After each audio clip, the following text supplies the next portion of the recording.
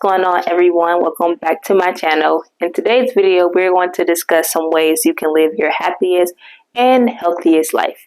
As you can see, I have already written about this topic on my blog post, but I wanted to also make a video for it for those people that prefer to listen to something as opposed to reading something. So you can consider this the audiobook of my blog, so to speak.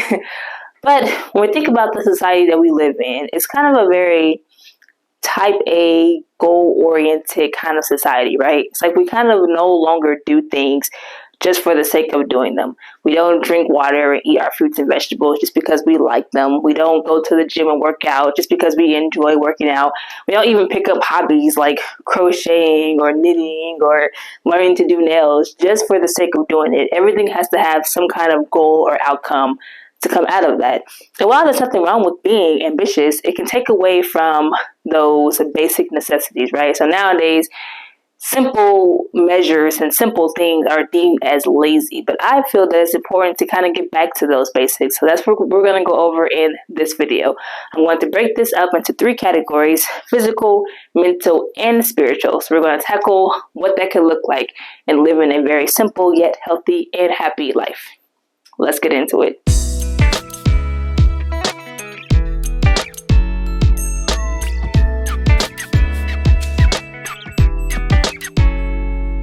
Let's kick this off with physical. So my first tip in the category of physical is just to stay active. And this really is as simple as it sounds. Long gone are the days where we were hunters and gatherers and were walking miles to get to places and had to prepare our food fresh so we were on our feet and moving all day long. That stuff is gone. Nowadays, everything is at our fingertips. You want groceries, you can order it, have it delivered. You didn't have to do much. You want a meal, you don't want to cook it, you get on DoorDash, you get on Uber Eats, you get on whatever, have that delivered to you. So we don't really have to do much nowadays, which makes it very difficult to just be an active person. So what are some ways that we can do this that aren't your obvious choices of picking up a sport or going to the gym? One thing we can do is park in the back. So, well, before I even get to that, one thing we can do is actually go to the store and get our own groceries, right? Because it's going to involve us leaving the house and going somewhere. But then when you go to these places, whether it's the grocery store, a doctor's appointment, to visit your family, whatever, park in the back. So there's a parking lot. I guess there wouldn't be a parking lot if it was to visit your family, but any store, shopping, anything like that, park in the back of that parking lot because you're going to get in extra steps for having to walk into the store. So that's a very simple way to get in more movement. If you work in a multi-layered building, or if you live in an apartment, if you're at the airport, any place where there's the option for stairs or an elevator/escalator, maybe opt in to take the stairs. Again, this is a way to get more movement. We're using more muscle groups walking up the stairs, and that's going to help us be active. You can make an intention and an effort to go on a walk if the weather is nice, or if it's, okay, you can actually tell myself, you know what, I'm going to get up and I'm going to just walk around my neighborhood, do a couple laps, listen to a podcast, listen to some music, talk to my mother, whatever. Easy way to get some steps in. We have a smartwatch, which almost everyone does nowadays. Listen to that notification when it says it's time to move. That can be as simple as you getting up and walking from one end of your house to the other end and walking back. But you got up and you did some steps. And even dance. You remember back when you were in college or when you were just a young teenager going into the clubs when you're probably not even old enough to be in those clubs, but you spent all night dancing. And you weren't even thinking of that as exercise. Like, you were just up, like, ooh, I'm feeling this music, boom, boom. Like 2 hours pass and you're just like, you're still going. You know how many calories you probably burned, how much movement you got just from dancing. So just because we're not in that grip anymore where we're in college or we're young and we're partying every weekend, sure, but you can still make an intention to go dance. Maybe take a dance class. This is where technology could come in hand. You can open up a video on your computer, on TV or whatever, follow along to some dance class. You can even just dance on your own. Put the music on your sound bar, play your favorite album, and just dance around your house. It's a fun way of getting in movement. So the point here is stay active. Find ways to move your body. My second tip in the physical category is sleep. Really prioritize your sleep. For an adult, 7 to 9 hours is optimal for best performance and best for your overall health. Lack of sleep does lead to a lot of health issues. So when we can prioritize that, we're going to be in a better space. We glamorize and praise people who are able to do so much on so little sleep. And really, that isn't healthy. We shouldn't be like rewarding that system. We also have to stop allowing these companies to capitalize on your lack of sleep. Because that's really what it is. Your boss, whoever they love, like, yeah, I don't care about your sleep. You keep producing these results, but you should care about your sleep. So be active and get appropriate amounts of sleep. My last tip in the physical category is going to be fuel your body. Now, when I say this, I mean fuel your physical body, but also fuel your soul. I feel as if nowadays in today's society, diet culture and unrealistic beauty standards have put so much stress and it overcomplicated how to eat. Again, I'm not speaking on if you have specific goals, but just general health. Eating healthy does not have to be that complicated. I also find that we are so far on either spectrum. Either we're eating fast food every day and drinking soda and drinking alcohol, or we're eating salads, we're eating smoothies, we're doing detox, but it's so far on each side. There is no in between, because you can have your soda, you can have your fast food, you can also have your vegetables, you can also have your smoothies. It's a mix, and I think that is what's important to having a happy. That is important to having a happy and healthy life. That might mean that one day you have a meal that's full of anti-inflammatory foods, your vitamins, your minerals, water. Like, it's a perfect nutrition day. And then that next day could be a 4 for 4 Wendy's. But you have balance. I think that is important to not complicate having a well-rounded system. So throughout the week or at the end of the week, just ask yourself questions. Have I eaten fruits and vegetables this week? Did I drink enough water? Did I have enough protein? Did I eat enough food in general? Have I been having cravings? And if I have been having cravings, is that because I've been depriving myself of some certain kind of foods? That's because I haven't been eating enough? So asking yourself these mindful questions can be very helpful. Have I been feeling energetic, or have I been lethargic? And do I feel healthy in your body? Your body's going to tell you something's off.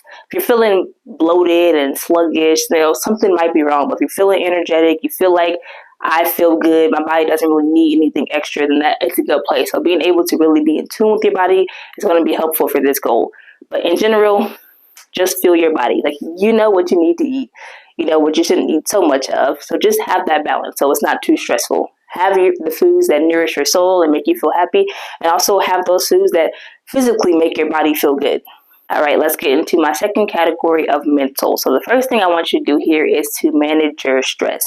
Did you know that chronic stress is actually in the top 10 leading causes of death in the United States and probably around the world in general? And to add to that, heart disease is actually the leading number one cause of death in the US. The things that lead to heart disease are things like high cholesterol, diabetes, smoking, lack of inactivity. But do you also know what causes people to do a lot of those things? What causes someone to not want to go out and do something? What causes someone to lead to smoking? What causes someone to want to drink a lot of alcohol? What causes someone to stress eat and eat foods that are probably clogging their arteries and making their body feel good? Stress. So if you ask me, I really think that stress is the number one cause of death in America, because if the things that are causing heart disease are actions that can come from being stressed, then really stress is the problem. So if you can manage this silent killer, I think that you're on a great track of living a happy and healthy life. So something that you can do is live in the moment, right? Try to be more in the present. I'm not saying never visit the past, never visit the future, because that's unrealistic, right? But just don't stay there for so long. Thinking too much about the future is what can cause anxiety, and thinking too much about the past is what can cause depression. So being more focused on what is happening right now in your life is going to set you up for success. And then try to set boundaries, both physical and emotional. Even if you can do it all, you shouldn't have to do it all. So I think being able to protect yourself from people wanting to drain you physically or drain you emotionally is another way you can protect your stress levels. And then lastly, learn balance. And that applies to all areas of your life. When you're so focused on too much of one thing, that can start to be stressful and get overwhelming. But if you can manage to balance out yourself, spend time with family, spend time on work, spend time with your partner, spend time doing your hobbies, that's a more well-balanced life. My second thing in the mental category is going to be practice self self-care. I'm actually going to drop a video up on the screen. I'll put it at the end as well on a video I made about taking a reset day. That is a form of self-care. So I'll share a story, a personal story, to convey this idea. So once upon a time, I was definitely in that goal-oriented mindset where like all I cared about is like what I wanted to produce and goals I wanted to produce. And while on the outside, and to me on the inside, I felt fine. I didn't think I had an issue, but hindsight is 2020. So spending so much time for many years just like on the go, what can I achieve? What can I accomplish? That's all I really was thinking about. Then 2020 happened and like the world slowed down, right? So that allowed me to reflect on the years to come, because in that time frame, I really couldn't do anything. So I spent a lot of time with myself.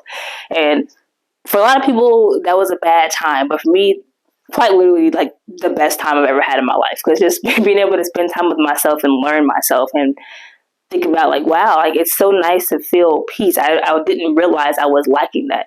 And when I was looking back on how I was before, I would be very agitated and didn't really have much patience. Probably because internally I was just really stressed. But even though I didn't feel like it felt like, well, this is normal. You want to do these things. You want to accomplish these things.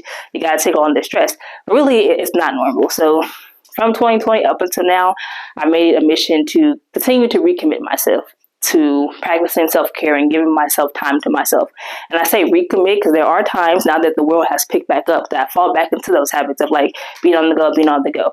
But I try to have at least one day a week where I really just sit and spend time with myself, do the things that I enjoy, slow down my mind, slow down my life, and realize like it's okay. When you think about this, you do so much stuff for other people, but what are you really doing for you? Think about that. And then my last tip in the mental category is find hobbies that you enjoy and just do them. It's a dangerous, slippery slope when you find something you want to do. So let's say nails, okay? Like you started painting your nails, you're like, ooh, like these kind of look kind of good. You go out in public, people notice like, dang girl, like your nails are cute, like who did them? You're like, oh, I did them myself. And like, oh, could you do mine? So you start doing other people's nails, and then you realize like, I can make something out of this. I can profit from this. So then you start doing people's nails all the time. But now it has turned into work. So once you hit that wall where now people are wanting to pay you for a service, you change. It's no longer a creative outlet for you. It's becoming a work. And then you can lose your passion for it. Now, by all means, everyone is chasing that thing that they feel passionate about and they love doing, that they would do for free, but can get money from. Everyone wants that, right? Because they say if you love what you do, it won't feel like work. But the problem is everything you love to do can't be work. So you need to find that division. You need to keep something for yourself that you just like to do for you. So while you are finding your contribution to society, find your contribution to yourself as well. Find something you like, keep it for yourself, and just keep liking it. That can be your escape from the stress. You don't want the thing that you were using as an escape to become another thing that you are stressed about. So keep that in mind. Okay, and spiritual. My first thing in spiritual is going to be practicing gratitude. When was the last time that you expressed some gratitude or even received some form of gratitude? Imagine a best friend of yours or just a friend in general or your partner came to you and they were like, listen, I just want you to know that like I think that you're a very thoughtful and kind person. I really appreciate you being in my life and being a support system for me. It works wonders. And I just want to thank you for being here. Like, how would you feel after hearing that, right? Like, one, I think you'd be shocked because, yeah, we can know deep in our hearts that we're a good person, that we're doing good things for other people, but nothing beats hearing that verbally from someone else's mouth, confirming that your presence in their life matters, they appreciate you as a person, and they love that you're here. So that's the first thing. You would go into a state of shock. Then you'd feel good about it, and here's the kicker. You'll want to do more for that person. Once that person has vocalized to you that they appreciate a lot this list of things that you have been doing for them, you're like, you know what? I feel good that I was able to make you feel this way, and I want to continue to make you feel this way. So you're going to do even more for that person simply because they were able to express gratitude for you.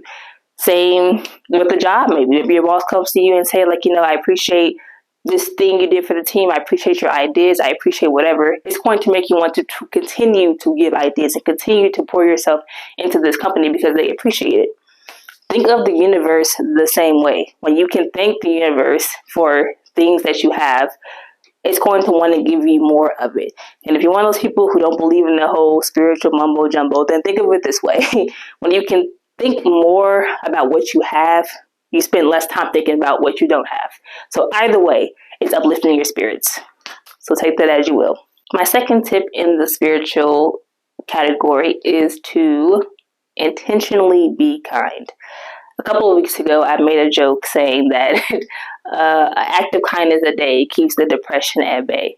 And the reason I said this is because when you go out of your way to be kind to someone, it has a kind of dopamine and serotonin effect on you and the other person. So in a way, you can think of it as an act of selfishness as well, because you're doing something for you by doing something for someone else. So let's think about this. Let's say it's not a holiday. It's not your birthday. No special occasion is going on. But then in the mail, you get a card from a friend or a relative, and you open the card and they just say, thinking of you, you rock, here's $100, okay? At least I feel like you'd be happy. You'd be like, wow, like that was so nice of that person to just, think of me, send me a card with some money. Maybe they wrote a little note telling you to take yourself out to dinner or go buy yourself something nice, and now you get to go do something for no reason at all, just for being you. So that feeling that you felt the moment that you opened and read that card and saw the gift and saw the little note, imagine giving that feeling to someone else. So anytime that you are intentionally being kind, it doesn't have to involve money or some active service. It could just be anything. But when you give that kindness and those same feelings you felt when you opened that card, you can put into someone else, it's going to do wonders for your spiritual health, whether you realize it or not. Then my last tip in general, but in the spiritual category, is going to be spend time in nature. When we can listen to the waves crashing, see the sun rising and see the sun setting, feel the grass under our toes, hear the birds chirping, look at the bunnies running, right? So it's all these things that bring awe and wonder to us and make us realize that we are really small when you think about the aspect of this globe that we live in, this universe, right? Like we're such a small little speck. Doesn't mean that we don't have an impact, but it kind of can help you really, I don't know how to explain it. It kind of just opens up your heart center, right? Like you're just like, wow, like I'm just amazed at all these things that are happening around me that I might not see any other time. And it helps you connect to the earth. Think about the solar eclipse we had. We just had a total solar eclipse at that, because we have solar eclipses quite often, but we don't really have a total one that often. Everyone's outside. Everyone's staring up at the sky in awe and wonder at this cool thing that's happening. So in that moment, when we're all looking at the same source, we're connected to each other. We're also connected to this thing that is beyond what either of us could ever imagine, right? So I just feel like those moments also play a big part in our spiritual health. And again, the point of this video is to touch on these simple, basic things. So things like meditating or journaling or practicing a spiritual practice every week or going to church or, whatever. Like these things require a little more effort, but things like just expressing gratitude, being kind to someone, and spending time in nature, those don't require as much work. So I'm just trying to share with you some ways that you can enhance your life in this area by doing the bare minimum. And there may even be more things you can do, more simple, basic things that you can do to improve the happiness and the healthiness of your life. So if you do have some ideas, I would love for you to share those in the comments. That's all I have for this video. So thank you for being here. Thank you for watching it. If you did enjoy it, you know what to do. Give me that thumbs up.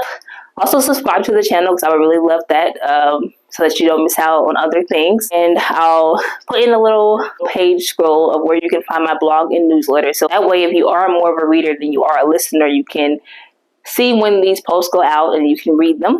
So I would really appreciate that. Join the community. And that's all I got for this video. I'll catch you in the next one. And as always, don't forget to crush it.